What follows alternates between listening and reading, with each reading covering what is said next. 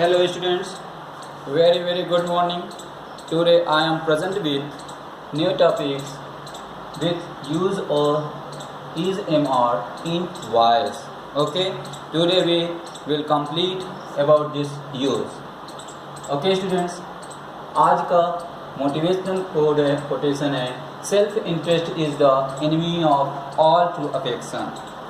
Self interest is the enemy of all true affection means स्वार्थ सभी स्नेह का शत्रु है या दुश्मन है. ओके स्टूडेंट्स, आज हम सीखेंगे use of is am are in voice. Okay, as you know, first active voice,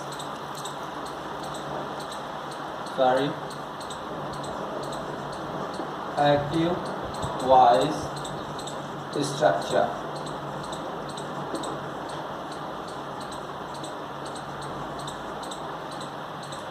Active voice structure. Okay, first structure is in present tense.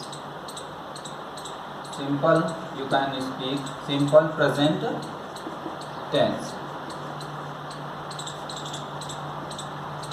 Simple present tense. Simple present tense subject is based in subject plus V1 or V5.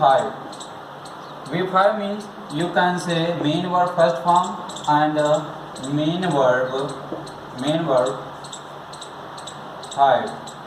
Okay, main verb first form means when your subject is in, जब आपका subject कैसा होगा, plural होगा, तब हम क्या करेंगे, main verb का फर्स्ट फॉर्म लिखते हैं. और जब हमारा सब्जेक्ट क्या होगा, सिंगुलर होगा, तो मेन वर्ब का फर्स्ट फॉर्म मतलब जिसमें हम यस या ईएस का यूज़ करते हैं वर्ब के साथ, वो हमारा main verb first 5 form fifth form कहलाता है. ठीक है, फिर उसके बाद हम क्या करते हैं, ऑब्जेक्ट लिखते हैं और फिर उसके बाद अदर जो वर्ड होते हैं उनको हम लिख देते हैं. ये हमारा सिंपल प्रेजेंट टेंस का स्ट्रक्चर होता है जो हम एक्टिव वॉइस में बनाते हैं. एक्टिव सेंटेंस सिंपली हम करते हैं. ठीक है, और दूसरा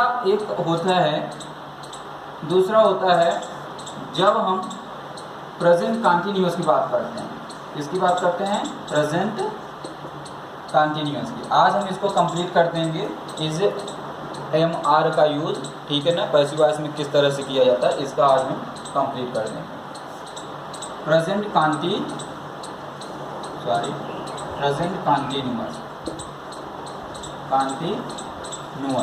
प्रेजेंट कंटिन्यूअस टेंस.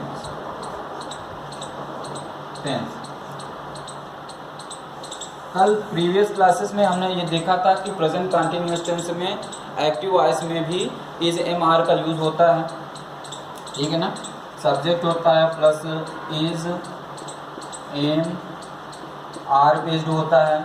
और इसमें मेन वर्ब का बोल सकते हो, मेन वर्ब की फोर्थ फॉर्म मतलब वर्ब की आईएनजी फॉर्म इसको बोला जाता है. मेन वर्ब की फोर्थ फॉर्म मतलब वर्ब की आईएनजी फॉर्म का यूज़ करते हैं. और ऑब्जेक्ट प्लस अदर वर्ड लिख दो, इटीसी लिख दो. ठीक है ना. अब दोनों में डिफरेंसेस क्या हैं, यहाँ ऑलरेडी इज एम आर का यूज़ है. ठीक है, और यहाँ पर मेन वर्ब की फर्स्ट फॉर्म का यूज़ करेंगे या फिर मेन वर्ब की फिफ्थ फॉर्म का यूज़ करेंगे और ऑब्जेक्ट बेस्ड जो भी है. फिर उसके बाद अब यहाँ पे क्या है, इज एम आर दिया हुआ है ऑलरेडी और मेन वर्ब की फोर्थ फॉर्म यूज़ करते हैं कंटिन्यूअस में और ऑब्जेक्ट बेस्ड. ठीक है, आज हम इसको देखेंगे कि जब हम इसका पैसिव वॉइस बनाते हैं तो इसका स्ट्रक्चर पहले हम नोट कर लेते हैं. ठीक है ना, पहले इसका स्ट्रक्चर नोट कर लेते हैं.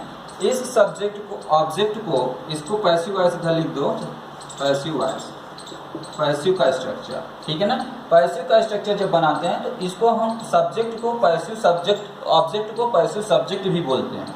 इसको हम बोल सकते हैं क्या, passive subject. Passive subject equal to object, active का ऑब्जेक्ट जो होता है.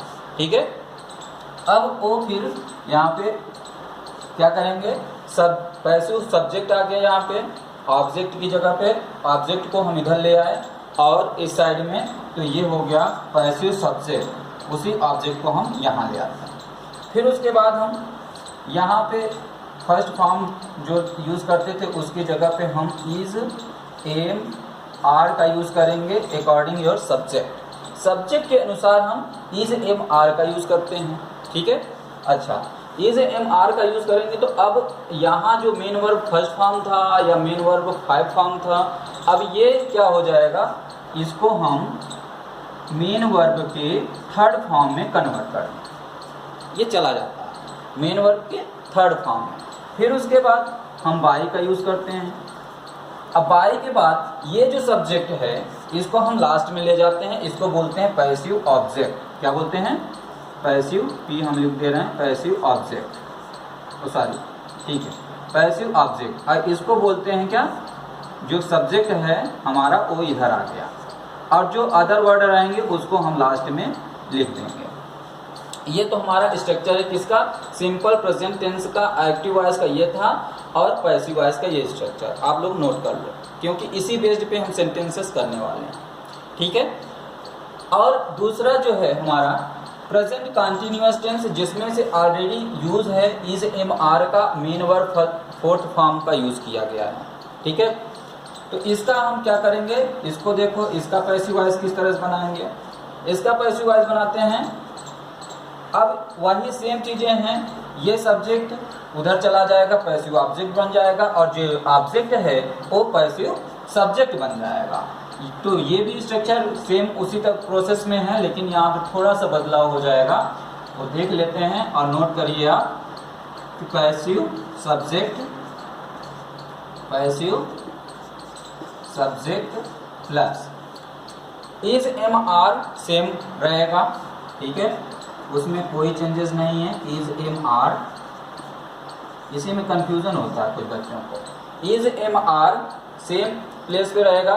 फिर उसके बाद यहाँ पे मेन वर्ब की फोर्थ फॉर्म, मतलब वर्ब की आईएनजी फॉर्म का यूज किया गया है, ठीक है, वर्ब की आईएनजी फॉर्म का प्रयोग किया गया है। तो यहाँ उसको कंप्लीट करने के लिए हम बीइंग का यूज करते हैं। किसका यूज करते हैं? बीइंग का। और फिर उसके बाद क्या यूज करेंगे, वर्ब की third form, sorry main verb, ठीक है ना, वर्ब भी बोल देते हैं, मेन वर्ब की थर्ड फॉर्म का यूज करते हैं। अब देखो आपका पैसिव सब्जेक्ट हो गया, ये ऑब्जेक्ट इधर आ गया, तो वही सेम प्रोसेस है, is am are plus being plus main verb third form हो गया। अब उसके बाद ये जो है बाई के साथ आप by plus passive object, passive object हम इसको यहाँ पे लिख सकते हैं, और इसको बोल सकते हैं ये हमारा सब्जेक्ट इधर आ गया, और जो अन्य शब्द रहेंगे उसको हम ETC करके लिख देते हैं। सो you can complete it, okay. This is based on your affirmative type sentences, ठीक है। ये अभी तक किस पे बेस्ड है, आपके affirmative type sentences। और हम सीखेंगे क्या, affirmative सीखेंगे, negative सीखेंगे और interrogative सीखेंगे। अगर आप affirmative सीख गए तो negative और interrogative में कोई ज़्यादा चेंजेस नहीं करने पड़ेंगे, वो और इजली यूज होते हैं, ठीक है ना। पहले आप इन्हीं को समझ लीजिए, फिर उसके बाद हम निगेटिव और इंट्रोगेटिव का यूज़ करेंगे। आओ अब थोड़ा एग्जाम्पल के साथ समझते हैं। जैसे हमने एक सेंटेंस लिया, एग्जाम्पल फर्स्ट हम लेते हैं, C writes a letter, C writes a letter. Simple सा एग्जाम्पल वाले करते हैं, सी राइट्स अ लेटर। अब देखो एक तो सब्जेक्ट है सी, ओके, और राइट्स लिखना वर्ब क्या है, वर्ब की हमने बताया था ना कि यहाँ पे मेन वर्ब की फर्स्ट फॉर्म का यूज होगा या फिर मेन वर्ब की फिफ्थ फॉर्म। फाइव्थ फॉर्म क्या है कि वर्ब में यस या यस का यूज कर देते हैं, वो जब हमारा सब्जेक्ट सिंगुलर नंबर होगा। तो एक्टिव वॉइस में हम क्या करते हैं, यस या ईएस का यूज कर देते हैं। जैसे हम देख रहे हैं सी क्या है, सी वह, और ही सी इट एंड नेम्स हम जानते हैं सिंगुलर नंबर से, प्रीवियस वीडियोस में हमने पढ़ा दिया है इसके बारे में, आप जाके उसको देख सकते हैं, ठीक है। तो सी राइट्स वह लिखती है अ लेटर, एक पत्र। उसका ऑब्जेक्ट क्या है? A letter. उस लिखना क्या है, उसका उद्देश्य क्या है लिखने का, या कर्म क्या है, ऑब्जेक्ट क्या है? A letter. ठीक है ना। शी राइट्स, एक्शन क्या कर रही है? लिख रही है। ठीक है ना। यहाँ तीनों चीजें क्या है? सब्जेक्ट, वर्ब और ऑब्जेक्ट। ठीक है। और इसी बेस्ड पे होता है। तो सी राइट्स अ लेटर। अब इसका पैसिव वॉइस क्या हो जाएगा? ये एक्टिव है तो इसका पैसिव हम बनाएंगे। अब देखो पैसिव उसी सेम सेंटेंस इसी तरह से बनाएंगे जैसे यहाँ पे हमने दिया है कि पैसिव सब्जेक्ट। ठीक है। फिर उसके बाद सब्जेक्ट के अकॉर्डिंग इज एम आर का यूज करेंगे। ठीक है। इज एम आर का यूज करने के बाद मेन वर्ब की जो वर्ब की फॉर्म है उसको हम थर्ड फॉर्म का यूज करेंगे। फिर बाई फिर पैसिव ऑब्जेक्ट या जो सब्जेक्ट है उधर हम ले जाके रख देते हैं ऑब्जेक्ट की जगह पे। ठीक है। अब देखते हैं, अब अ लेटर आ गया, लेटर इधर। ठीक है। A letter. अब उसके बाद is am are, a letter है तो सिंपल सी बात है, एक लेटर की बात कर रहा है तो इज का यूज हो जाएगा। Is write, wrote, written, verb की थर्ड फॉर्म क्या हो जाएगी? रिटेन हो जाएगी। WRITTEN, written, written by her. C का हर इसलिए हो जाता है क्योंकि हर जो है ऑब्जेक्टिव केस है और ऑब्जेक्ट के प्लेस पे जा रहा है, इसलिए वह ऑब्जेक्टिव केस यूज होगा यहाँ पे। तो बाय हर। अब देखो, अभी वह एक पत्र लिखती है। अब एक पत्र, वह एक पत्र लिखती है, ये इसका एक्टिव वॉइस था। अब इसका पैसिव वॉइस बना a letter is written by her, एक पत्र उसके द्वारा लिखा गया। ओके स्टूडेंट्स, नेक्स्ट एक एग्जांपल इससे हम देखते हैं। Passive present continuous tense. Present continuous से एक हम एग्जांपल लेते हैं, Bhavna is singing a song. समझो, एक हम एग्जांपल ले रहे हैं कंटीन्यूअस से, active. Bhavna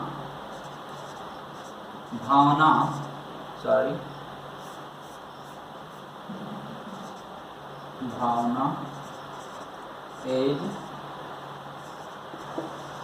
singing a song. अब देखो, Bhavna is singing a song, Bhavna एक गीत गा रही है। ये कंटिन्यूटी को शो कर रहा है कि अभी वो गीत गा रही है। ठीक है ना। भावना जो है अभी गीत गा रही है, उसकी कंटिन्यूटी को शो कर रहा है। तो हम यहाँ देखेंगे क्या क्या उसका ऑब्जेक्ट क्या है? अ सॉन्ग, गीत गाने का काम का कौन कर रहा है? भावना कर रही है। तो भावना इज सिंगिंग अ सॉन्ग। अच्छा, यहाँ गीत गा रही है, गाया जा रहा है, तो सिंगिंग क्या है? वर्ब है। और वर्ब की कौन सी फॉर्म है?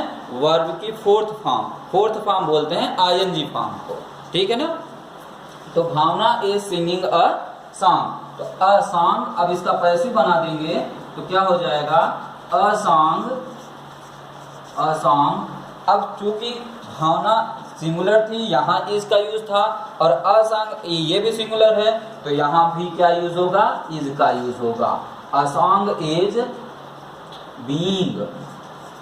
हम उसी अब इसको देखो, passive subject is am are plus main verb third form था, ये है passive subject plus is am are plus being का यूज इसलिए कि क्योंकि हम मेन वर्ब की आईएनजी फॉर्म का यूज किए थे, फोर्थ फॉर्म का यूज किए थे, इसलिए हम यहाँ बीइंग का यूज करेंगे। और फिर उसके बाद अ सॉन्ग इज बीइंग, वर्ब की थर्ड फॉर्म सिंग का क्या हो जाएगा? संग, SUNG। संग क्या? किसके द्वारा? By Bhavana. Okay, so you can note it. And now I am taking some examples of negative and interrogatives. Okay, negative and interrogative type sentences.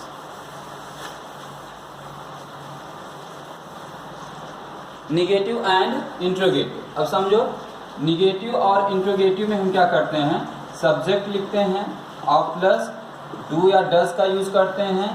Do या डज हम पहले इसको बता चुके हैं, ठीक है ना। अब हम पैसिव वॉइस बता रहे हैं, इसकी वजह से इसको फिर से सुन लो।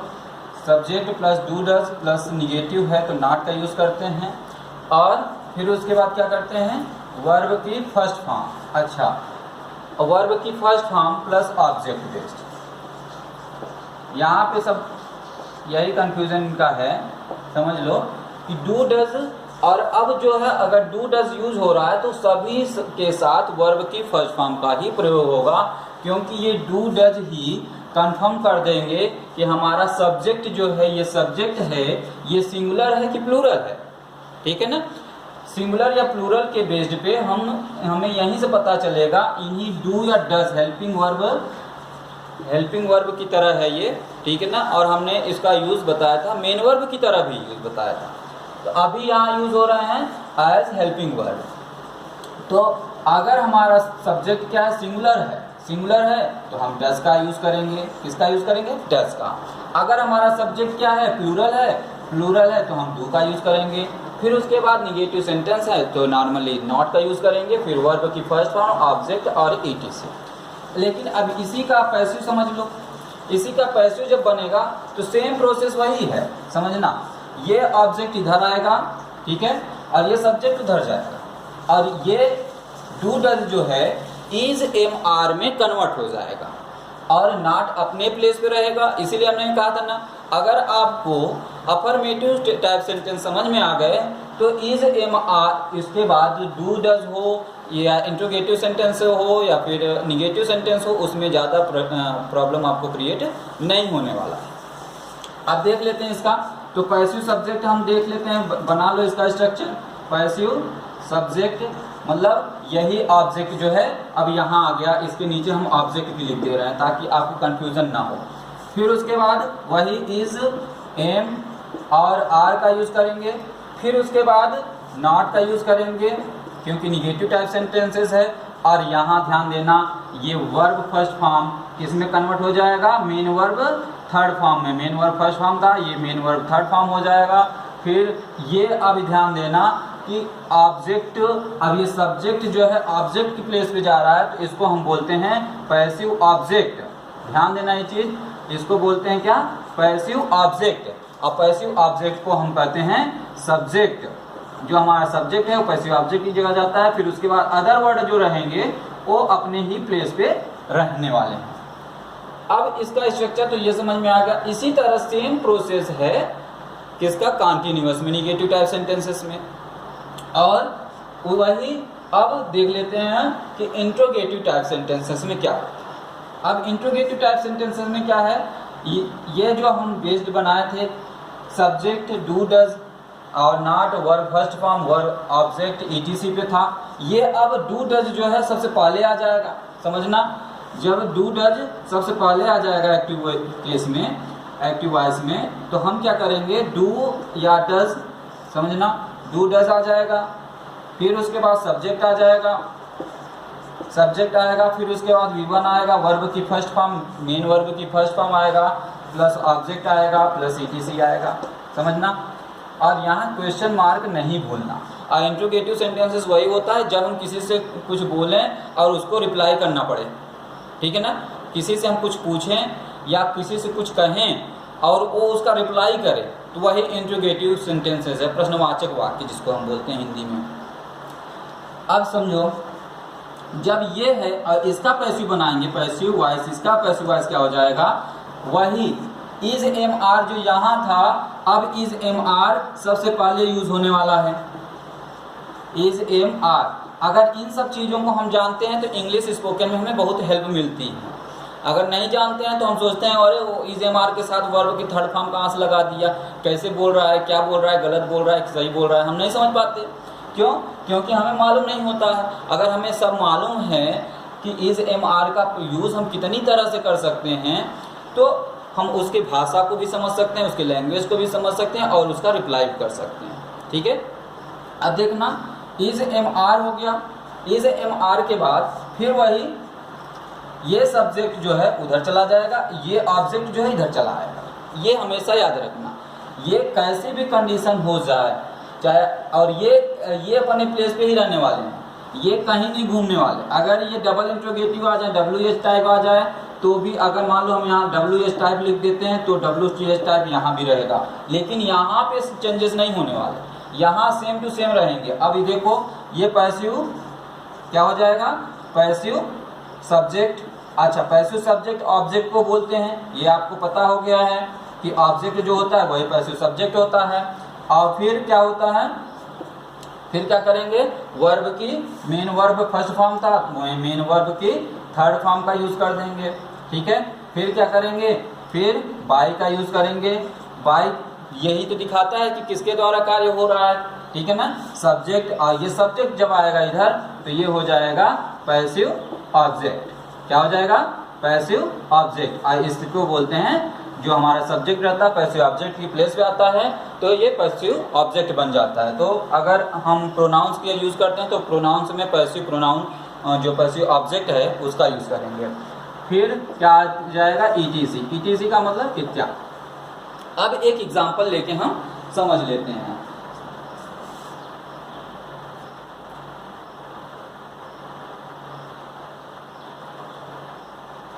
एक एग्जांपल लेते हैं, बॉयज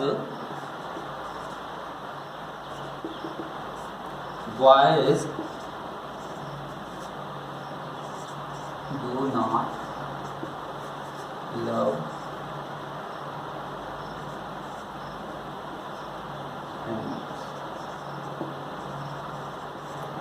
अब समझना, बॉयज इसलिए अगर बॉय हम कहते, ठीक है ना, तो बॉयज कई बच्चों की बात हो रही है तो इसलिए हम बॉयज बोले हैं। तो डू नॉट इसलिए लगा डू, क्योंकि कई बच्चे हैं। डू नॉट लव एनिमल्स, पशुओं को प्यार नहीं करते हैं, लड़के जो है पशुओं को प्यार नहीं करते हैं या नहीं पसंद करते हैं, इस तरह से। तो अब कौन पसंद नहीं करता है, बॉयज नहीं करते हैं। किनको पसंद नहीं करते हैं, एनिमल्स को। समझना, कौन नहीं पसंद करता, बॉयज लोग। और किनको नहीं पसंद करते, किनको, एनिमल्स को। अब ये एक्टिव वॉइस था हमारा, ठीक है ना, समझना, ये एक्टिव वॉइस था। अब इसका हमें पैसिव बनाना है। तो अब ये एनिमल्स जो है, ठीक है ना, एनिमल्स क्या करेगा, इधर आ जाएगा, पैसिव एनिमल्स। अब एनिमल्स क्या है, प्लूरल है। अच्छा, जब पैसिव हम बताए क्या थे कि जब हम पैसिव बनाएंगे तो इज MR का यूज करेंगे, और एनिमल्स है तो प्लूरल क्या हो जाएगा, R हो जाएगा। इसके साथ R का यूज करते हैं। ये देखो, इज MR का यूज, इज का यूज बताया था सिंगुलर नंबर के साथ, M का यूज बताया था ओनली I के साथ यूज करते हैं, R का बताया था प्लूरल नंबर के साथ। तो एनिमल्स R। अब उसके बाद नॉट का प्लेस अपने प्लेस पर ही है तो नॉट का यूज वहीं कर दो, ज़्यादा इसमें परेशानी नहीं होना है, ठीक है ना। और फिर उसके बाद वर्ब की थर्ड फॉर्म, वर्ब की थर्ड फॉर्म है तो लव्ड हो जाएगा, लव्ड किसके द्वारा, बाय बॉयज। ओके स्टूडेंट्स, क्या सेंटेंस बना, boys do not love animals, animals are not loved by boys. Okay, so एक एग्जांपल हम ले लेते हैं इंट्रोगेटिव टाइप सेंटेंसेस से, ठीक है ना। Does he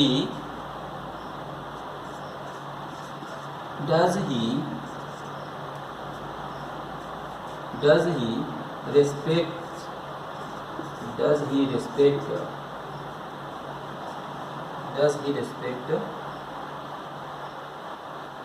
his teacher, his teachers।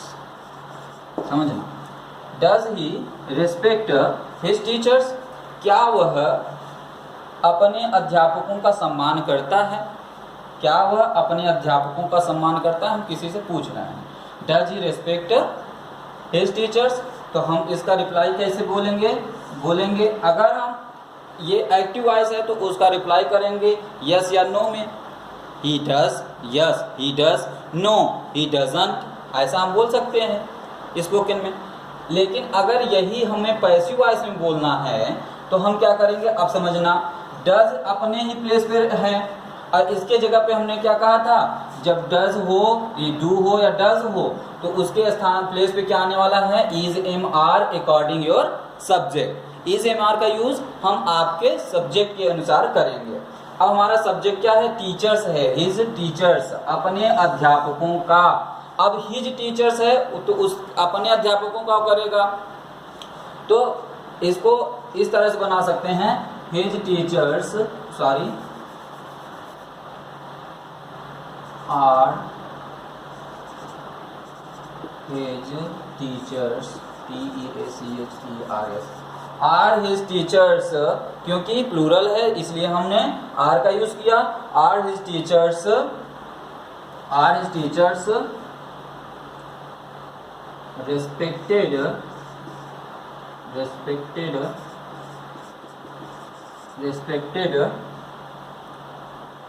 respected by